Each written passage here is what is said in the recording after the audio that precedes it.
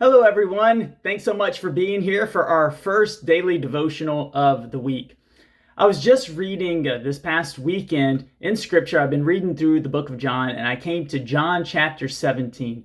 John 17 is right before Jesus is arrested and taken to be crucified, and he is sharing this last prayer.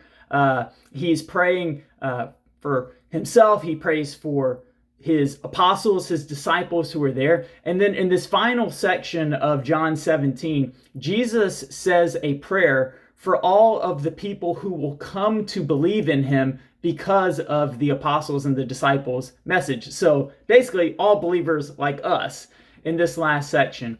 And when you read through that section, what's so amazing is what the primary emphasis of the section is, because you could think that Jesus could pray for a number of different things when it comes to us. We need a lot of prayer. He could emphasize no shortage of different topics or issues. But when you actually study what Jesus is praying for the believers, the primary focus of his prayer is for unity. Jesus is praying for unity. And he says to them in verse 21, he prays that all of them may be one, Father, just as you are in me and I am in you. May they also be in us so that the world may believe that you have sent me. And it says in verse 23, may they be brought to complete unity. Then the world will know that you sent me and have loved them even as you have loved me. That's so powerful, especially when we look around today in our society, in our country. There is so much division, and unfortunately, that can extend out even to the church, where there are divisions over so many different ideas.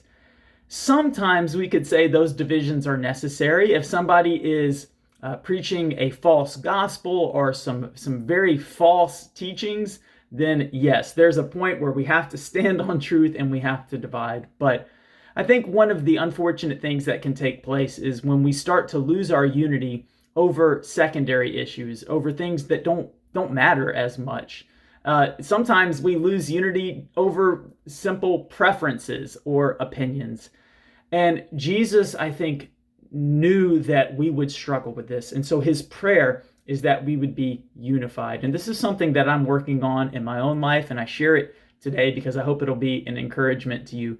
Are we really seeking out unity with one another? Again, not a false unity where we say, I'm going to agree with you even if you're sharing things that are clearly contrary to Scripture, but saying, hey, we can disagree on these secondary, lesser matters. We don't have to have the same opinion on everything.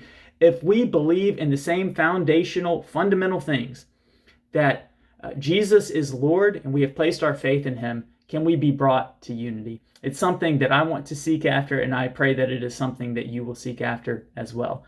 God bless you. I hope that your week's off to a great start. We look forward to chatting again tomorrow.